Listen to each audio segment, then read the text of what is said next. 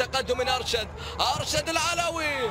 الله، هدف أول، ضربة أولى للمنتخب العماني عن طريق أرشد العلوي، وضعها نعم على يمين حارس المرمى، معلنا عن البداية، معلنا عن التقدم للمنتخب العماني. كرة في مكان صعب وصعب جدا على جانب العلوي، خطيرة للمنتخب. الله،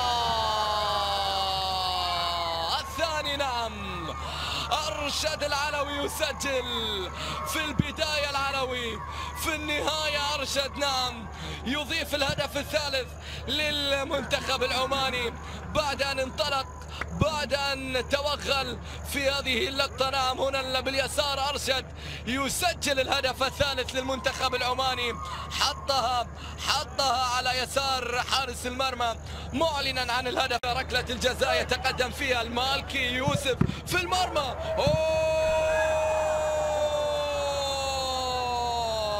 في المرمى نعم، المالكي يسجل بعد أن صدى في المرة الأولى، تصدى للكرة الأولى في الثانية. هنا وضعها يوسف المالكي معلنا عن ثاني الأهداف للمنتخب العماني بعد ركلة جزاء تصدى لها حارس المرمى فردوس عمران. يتألق هنا في المرة الأولى التصدي، ولو أنه تحرك بعض الشيء من المرمى، لكن أيضا هنا إصرار وعزيمة من جانب يوسف المالكي على تسجيل الهدف، يسجل الهدف